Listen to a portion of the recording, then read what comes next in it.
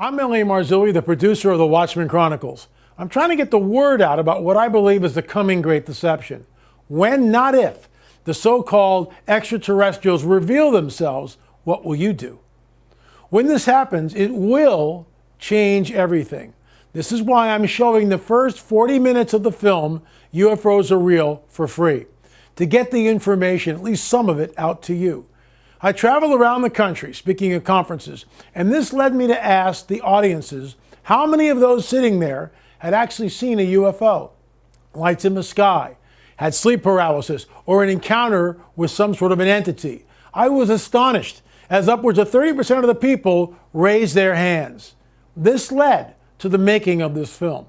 Everyone who comes on the record has had a first-hand experience with the burgeoning UFO phenomena. So sit back and prepare to have your worldview rocked and perhaps your paradigm changed as you listen to their testimonies. In their own words, UFOs are real. Thanks for watching.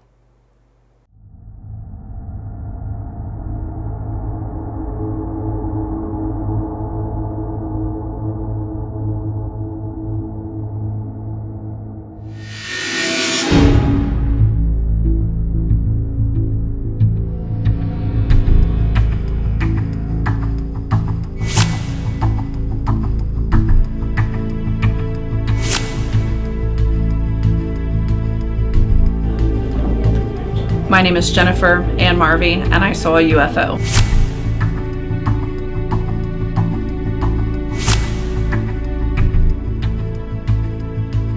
My name is Terry Staley, and I saw a UFO.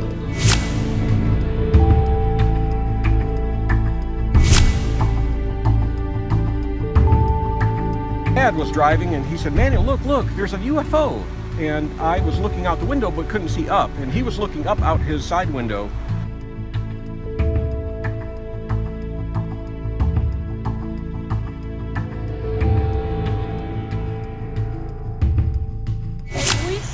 They stopped over the treetops, and it was very weird and made you very uncomfortable.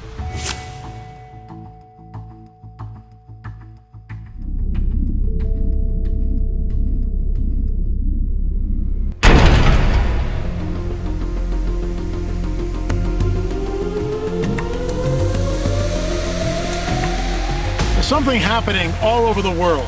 What I'm speaking about is the UFO phenomenon. These craft move with impunity throughout all countries on this planet. No one knows really where they come from or what they want. The problem is, there are people sitting in your church right now that have had encounters, that have seen lights in the sky. They're baffled by it. Oftentimes, they're afraid to come forward for fear of ridicule. The purpose of this film is to pull the covers off this dirty little secret that the church refuses to address. Join me as we explore the folks who have had encounters in their own words.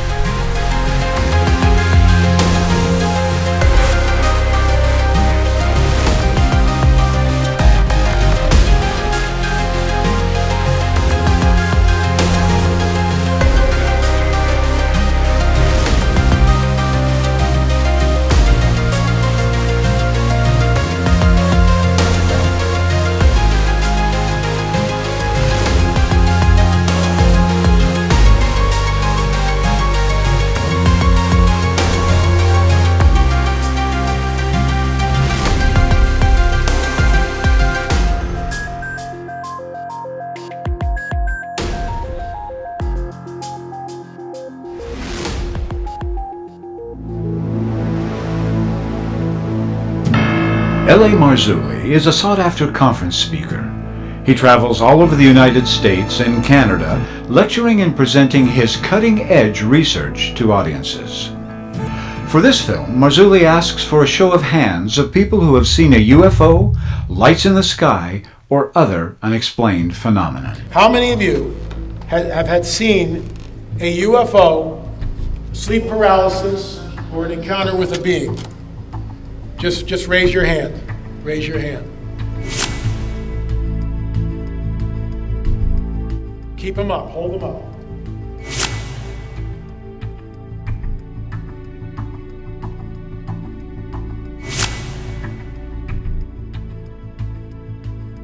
How many people in this room have had an encounter? Strange lights in the sky, UFOs? Raise your hand, please. Hi, look around the room.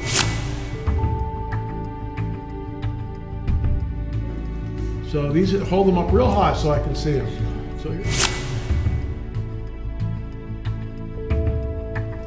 wow. Look around, keep them up, keep them up, keep them up.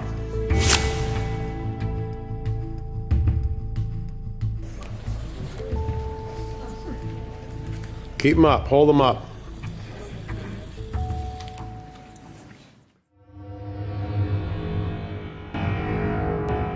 My name is Alan Matthews. I've seen a UFO. I've seen a UFO. And I saw a UFO. And I saw a UFO. I've seen a UFO. And I have seen a UFO.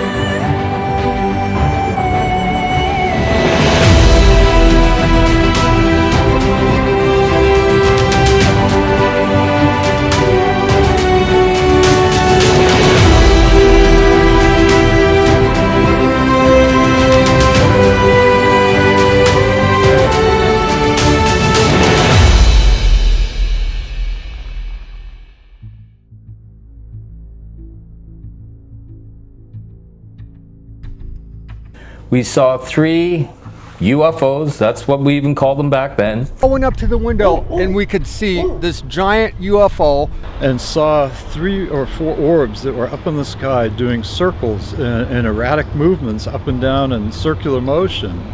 And all of a sudden we see this light in the sky, and I asked my husband, is that a plane? And he said, I don't think so. And so we kept watching it, and it hovered over the treetops, and you could see the flashing lights around it. It was round. See the flashing lights around it, and then you could see the windows and lights in the windows, but you couldn't see inside the windows. This particular night we looked over into a field and saw 3 hovering lights. This thing was huge, and it was, well, I didn't know until I started using the camera, but this thing was moving around and shifting and all kinds of things. And I was driving that night, it was quite late at night, and I started to see some kind of orange flary lights in the desert. And so I kept looking at them while I was driving, and they seemed to be jumping up and down, and there was no sound of a helicopter or a plane. And I saw these 2 balls of light, these orbs, and they were perfectly round, and it was hard because it was dark to get a perspective on how far away they were, but they looked to be about 6 feet in diameter, and they were floating, to me it looked like about 50 feet from my car. And it kept coming closer, and it was just this green or orange orb with like a red T in it. It kept coming and coming, and then it shot straight west across the Pacific Ocean. That came forward, it just came out of nowhere, and it was a white light. And then within seconds another one joined it above it, and then a third one joined it to the right of it. So they stayed in a triangular shape, and they hovered for a while. Floated in a way I've never seen anything float. It didn't have a sound. It didn't have, it had no air. You couldn't hear anything like a helicopter's propellers. My wife said, Jen, come out here and look at this. And that was actually before it had disappeared. So she watched it too for a few, I suppose, minute or so. And it moved around in different directions. And the object was like hovering over the trees. It wasn't moving. It went at an incredible speed, stopped, and then did a turn that would absolutely have been impossible. As the lights came closer and closer, it struck me that there was no sound whatsoever. And it had different colors of lights that went all the way around it. It hovered for about 20 minutes as we watched it, and then it went down in between some mountains. They were just these unusual lights. It was maybe half a mile, 3/4 of a mile away. It was a triangle, and I could see the clouds going past.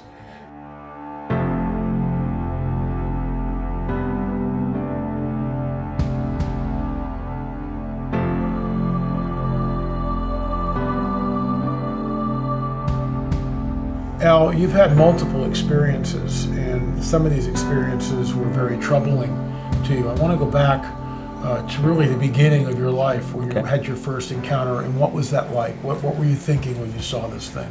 I was just a young guy. I was out on a hockey rink in Ottawa, middle of winter, with my twin brother and probably about 8 other kids. Beautiful sunny day, not a cloud in the sky. And one of the guys looks up and says, "What's that?" We all stopped and looked up. We saw 3 UFOs, that's what we even called them back then, hovering in formation like a triangle. The sun was beaming off these things. We looked at them and we're all like mesmerized, going, "What are those?" And all of a sudden they moved like that in the sky, just darted and then stopped again. Everyone ran into the shack, the changing room, except for me.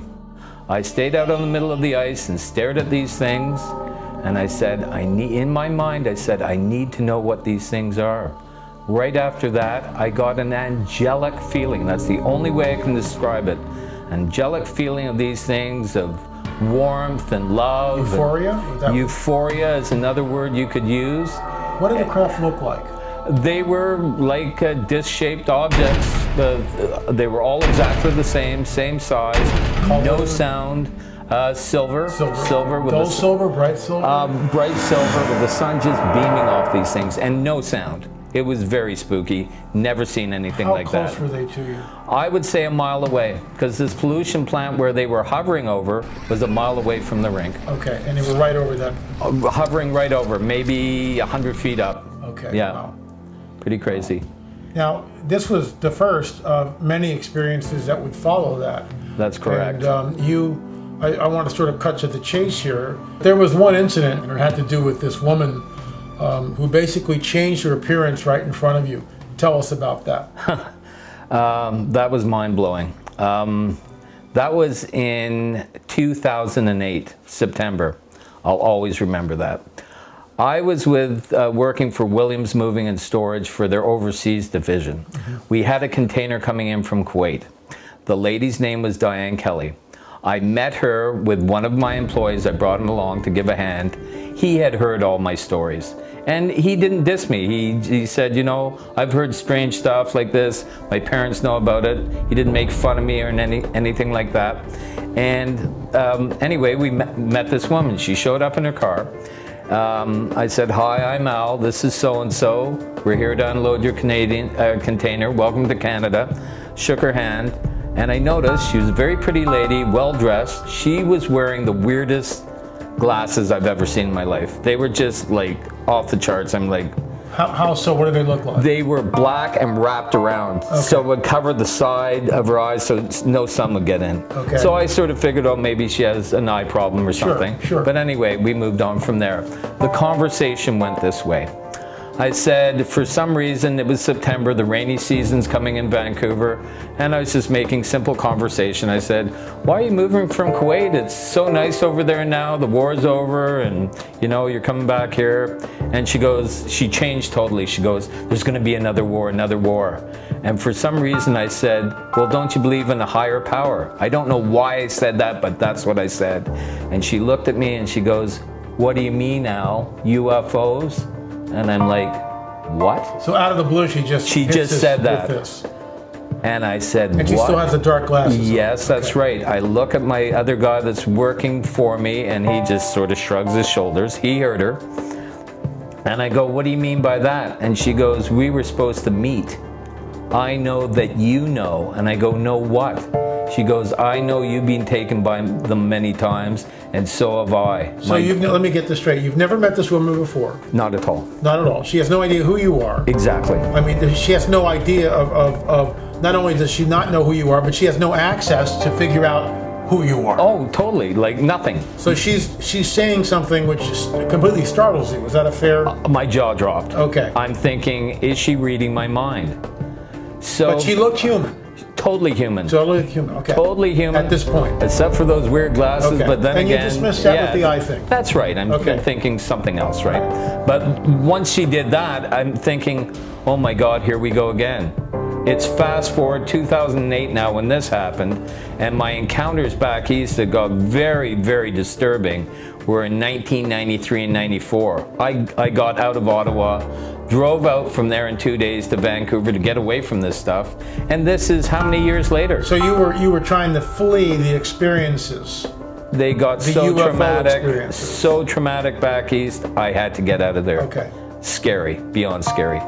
So then this happens, and nothing had happened after I moved out here until I met this lady. Okay. So yeah, that was shocking. She would do things like in the elevator going up to the floor where we're storing her furniture, she would whisper in my ear and say, "They're listening." I go, "Who's listening?" They're listening. They're listening. I go, "Who's listening?" And she goes, "Them, you know, the Greys." She goes, "They're always watching." And I told her, And you never had her, you never conversed with any of this stuff, and she's coming out and letting you know this stuff. and starting to spook me and my other assistant. Sure. I said to her, I mean, that's just out of the blue to start doing this stuff. I said, "Look, I'm here to do a job.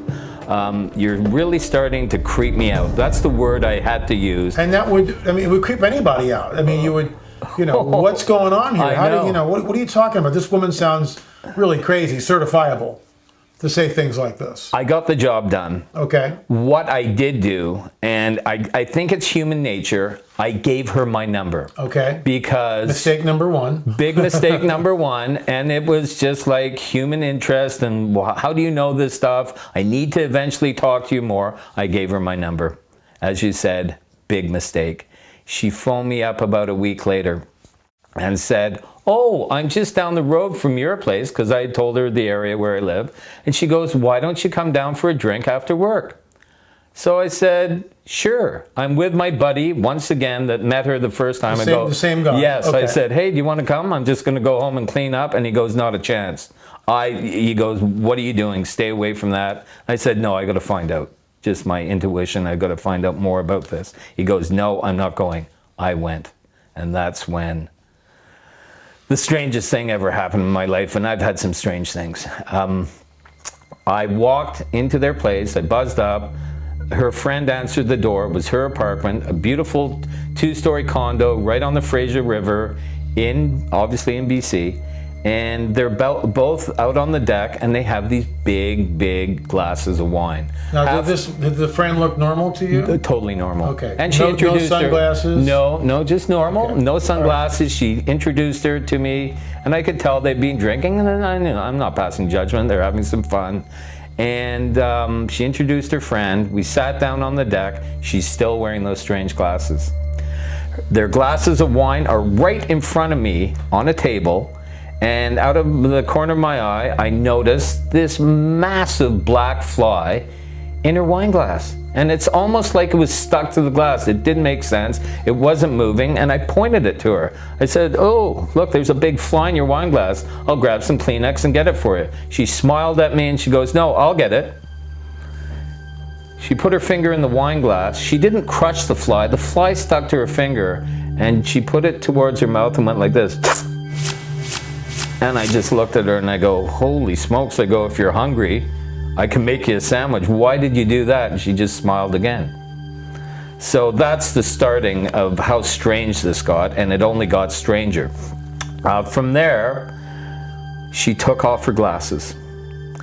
She got on top of me while I was sitting in my chair, and she started lifting up my shirt. And I said, "What are you doing?"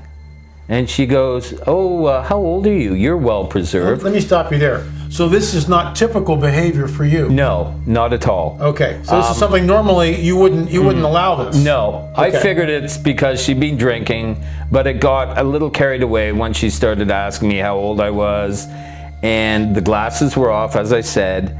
She went to kiss me, and I pushed her away, and her eyes shape-shifted. Now, when you say, what did they look like before? What are they? Just normal. I don't know if they're brown eyes, or they certainly weren't like blue eyes or emerald eyes. I would have noticed that right away. I think they were just normal, darker looking eyes, but the whites were white.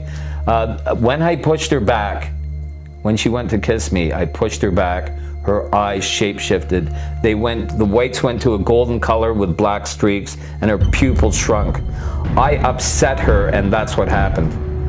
When I pushed her back, her eyes shape-shifted, and I pushed her off me. That was my reaction. And I said, "What the heck was that?" And she gave me the most evil laugh you've ever heard. And I got the heck out of there. So you ran out of there? I ran out of there, and she was chasing me. I'm not telling you anymore. Did the pupils, were they round pupils or were they serpentine? Round. Okay, round pupils. Yeah. What I would describe her eyes as, it's like a snake eyes or a reptile's eyes. Reptile's eyes. Yeah, with the little black streaks in that. Okay. Yeah, it was absolutely shocking. So you got out of there? Got out of there. And then you came to Gordy Tongs, correct? I talked to a couple of people. Right. My girlfriend first, she said, "What are you doing?" She trusts me. And I said, "Yeah, I had to find out more about this." She goes, "You stay away from her." That's when I started waking up to all this stuff. It had to end. It had to end. It had to end. It had to end.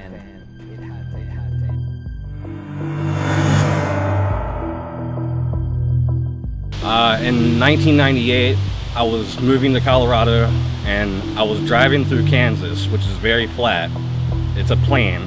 My brother's girlfriend was in the passenger seat. My brother was asleep in the back seat.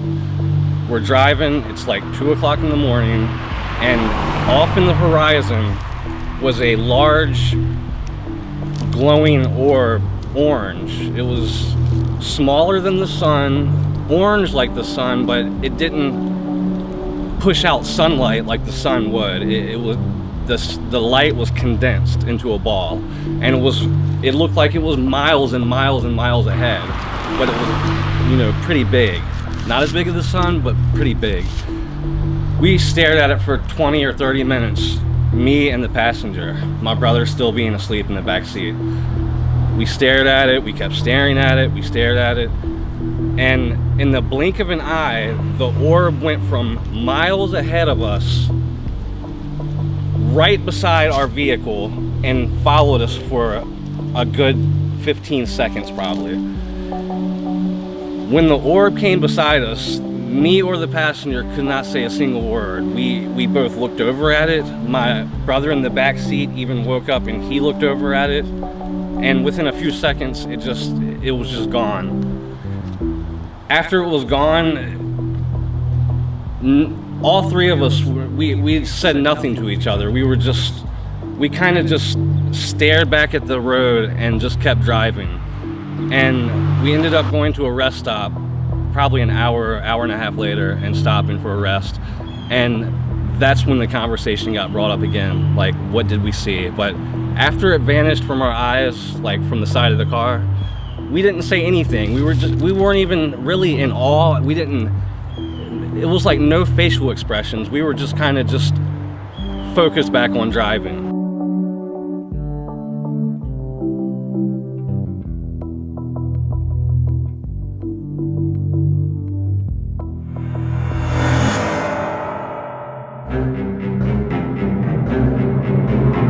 I absolutely think that there's going to be disclosure in one form or another.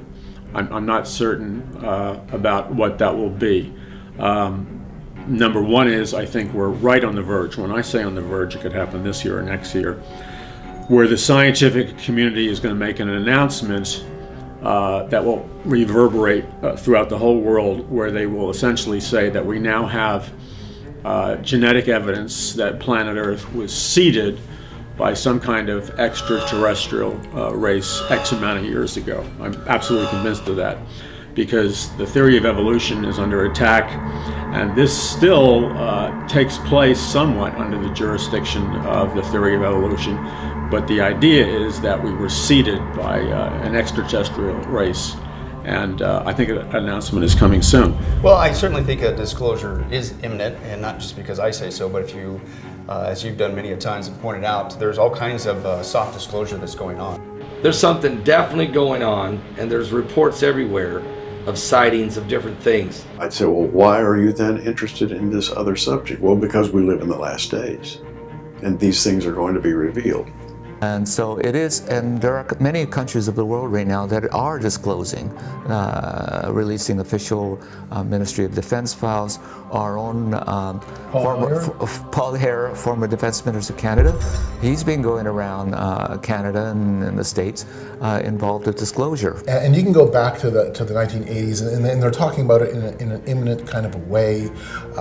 In the 1990s, they're talking about it in an imminent kind of way. It's always, we're ready to come. We're almost there. In terms of disclosure, whether it is like a fallen angel technology disclosure, because I believe that occult technology exists, fallen angel technology exists, or whether it is a psychological, like a Project Blue Beam, where it's some kind of very sophisticated illusion. It would have to be pretty sophisticated. But we're on the verge of something, because we have geneticists saying that we've got the DNA pool of mankind has extraterrestrial DNA in it. We have this convergence of scientific information. So absolutely yes, a disclosure is coming. And with the stuff coming out of the Vatican and other sources, it could happen in a year now, or any month actually.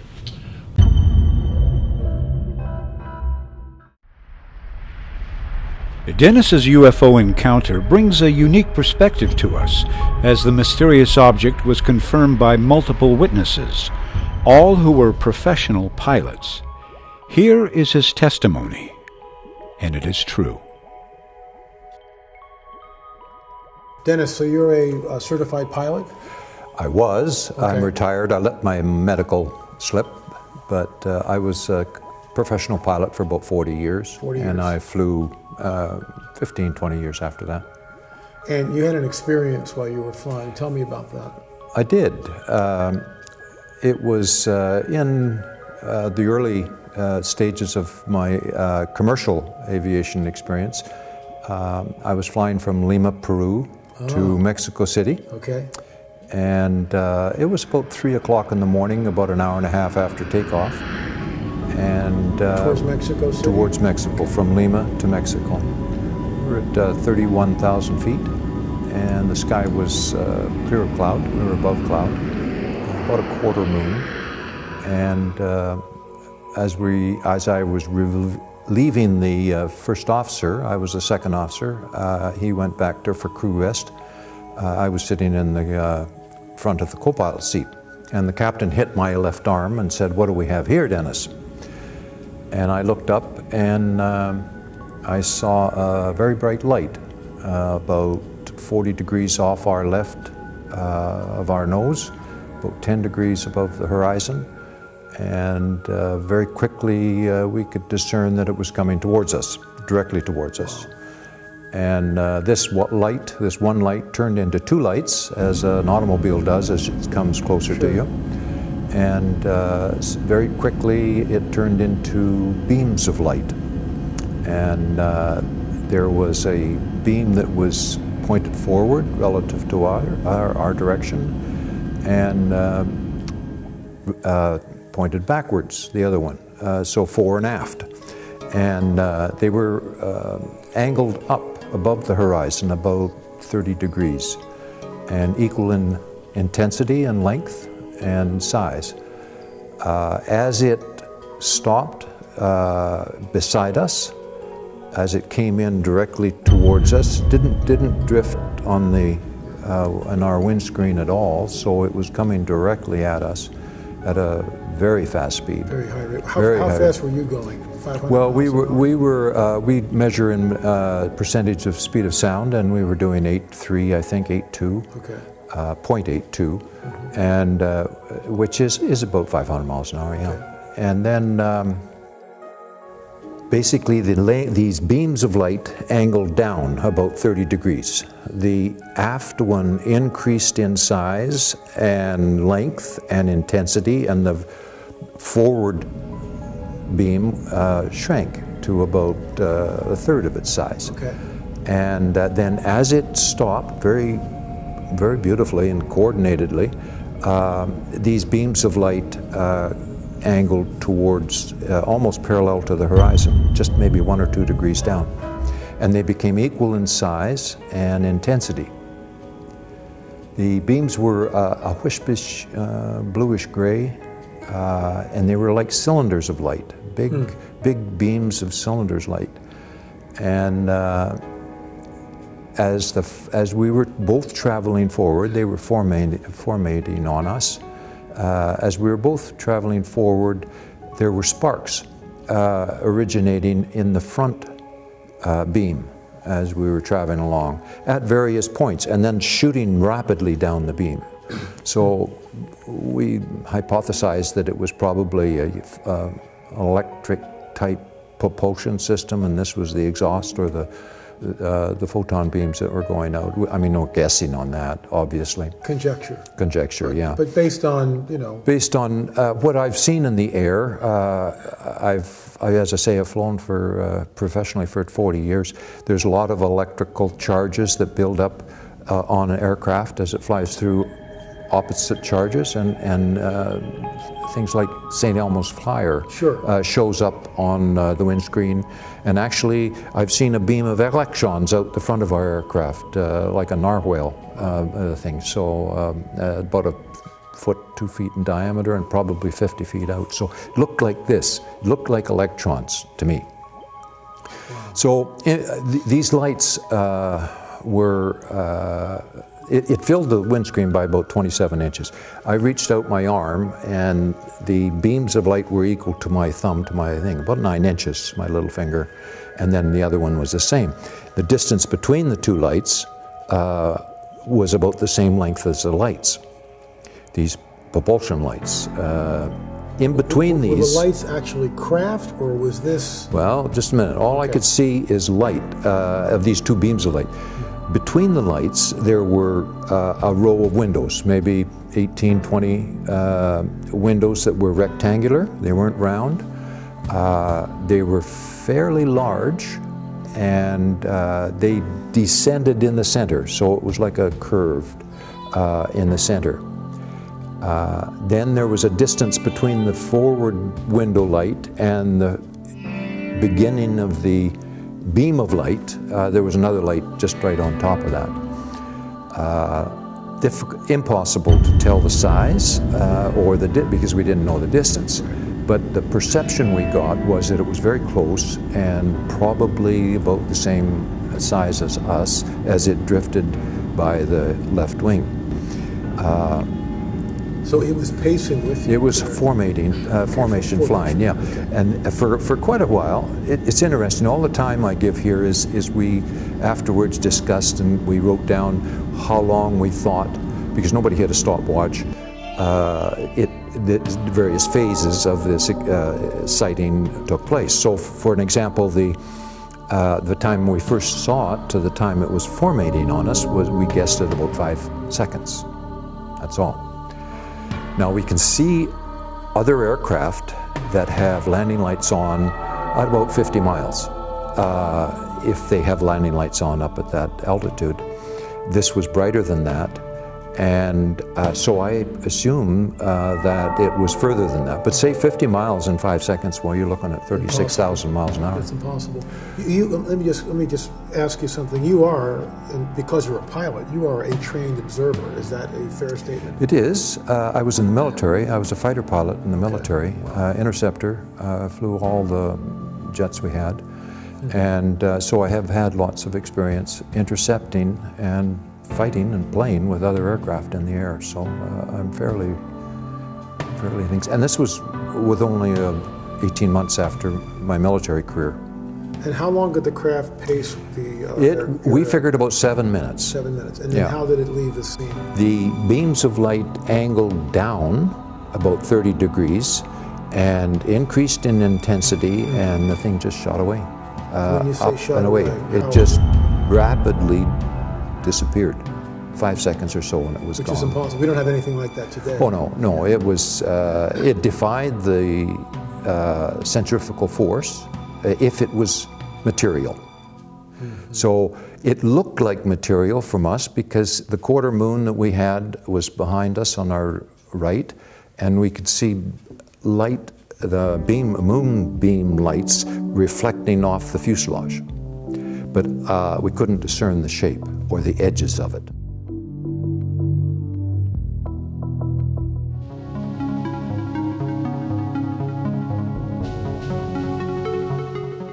I filmed this video out of the window, my living room window of my trailer, and basically I didn't even realize it. I just looked out the window for no apparent reason, just to check on the surroundings outside, and I see this white thing in the sky, and it's brighter than normal. And at first thought, I was like, man, that must be Venus, because you know, this is January and it's in the western, southwestern sky. This is Venus. And it's like, no, it can't be Venus. That thing is huge. So you're thinking, okay, Venus and Saturn are kind of aligned, like they are kind of right, or they was a few months ago, which makes it bigger. But this thing was huge, and it was, well, I didn't know until I started using the camera, but this thing was moving around and shifting and all kinds of things. So this was on January, I believe, January 22nd of 2009 when I filmed this out my window with just a Canon ZR200, just a mini DV consumer use camera, and I filmed it for probably, I don't know, 4 minutes, 3 minutes, something like that, and it just, you know, very weird looking thing in the sky, and just it would move in and move out, it would shift, and the object has like some type of, you would almost call them like railroad tracks at the top third of the object, and just it would move, it would shift, it would rotate. Then towards the end of the video, it almost looked three-dimensional, and then it almost looked like it was collar bursting and burning with fire. Then it would go back to its normal shape. But basically, I filmed this thing for like 3 minutes 22 seconds, and my cousin had called, which lives approximately maybe 4 or 5 miles from me, asked me if I'm seeing this thing in the sky, and she filmed it too with a handheld VHS-C recorder, and she's like, I've never seen nothing like this before, and I was like, I haven't either. So I just kept on filming. I stopped filming, and then after that is when I got the call. So I went to go out and film again, but it wasn't there.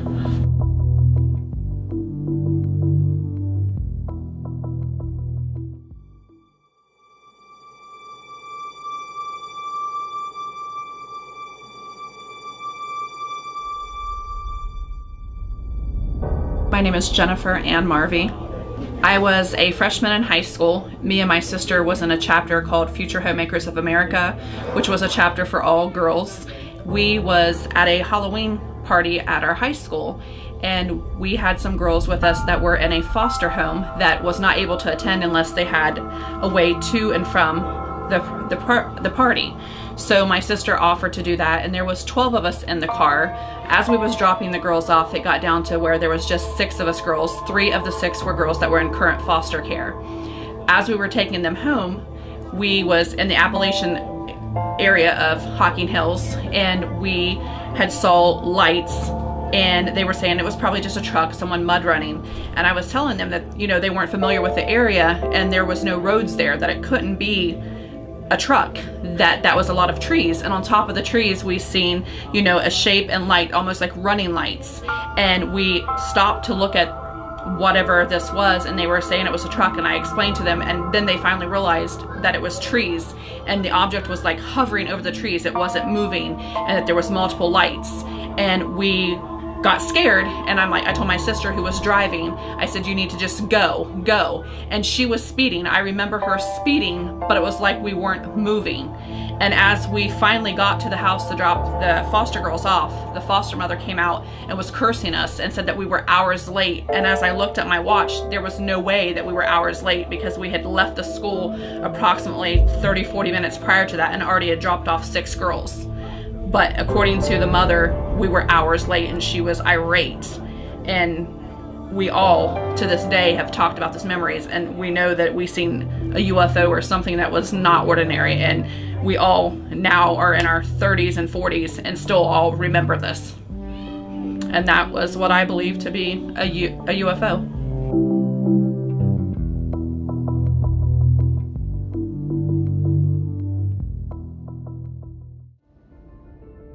My name is Randy Clark, and about 1965, I was in a little town in Indiana and playing music with a friend of mine.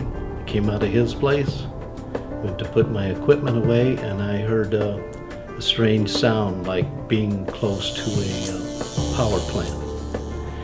And I looked at the back of my car. I thought there was some sort of electronic thing going wrong, for electric in those days. And then I went to put my amp in the trunk, and I thought maybe that the trunk light was shorting out. And I turned around and looked, and right over the street, at telephone pole high, was this silver sort of a, I guess for a lack of a better name, a cigar-shaped craft, no wings, and it was just very slowly moving at a very slow speed like this. And it had 3 lights on it, light in the front, and 2 lights on the side that were amber colored. And I took off running towards my friend's house because it, quite frankly, scared me. And that fight thing, it happens real fast. So anyway, hit his door and hollered at him, and he came running out big-eyed, all because he had 2 children. He thought something happened to them, because I was extremely excited. We got out in the front yard. I pointed to the sky, and by this time it was to the, would have been a little west of his house, right just out in front of it, about the corner of his house. He had the same experience. He went to take off and run, and I grabbed him because I realized it was going away from us. And it just kept going down the street till it got to the end of the street. The craft was probably about 40 feet long, maybe, about like that probably. And probably about, I would think, about 16 to 20 feet wide. Anyway, it got down to the end of the street, and it bobbled like this and made absolutely no noise and just disappeared. I mean so fast that you could blink and it wouldn't be there. But there was no propulsion, no noise, nothing. It just disappeared. My name is Terry Steiger, and I saw a UFO. Well, when I was 12 years old, I was babysitting for the doctor next door, and I came out about, it was probably about 10 in the evening, and I was walking across the driveway to my grandmother's house, and I looked up in the sky, and there was a formation of probably, I'd say about 12 of them. There was, maybe 3 or 4 across, and then the rest of them tailed behind. And the doctor saw me looking up in the sky, and so she walked out, and she looked up, and then my mother and grandmother walked out, and they saw, and then we watched them for a little while. They were all flying in a formation.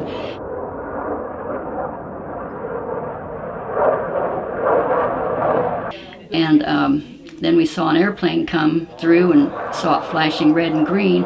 And the minute that the airplane came close to these things, they just all scattered.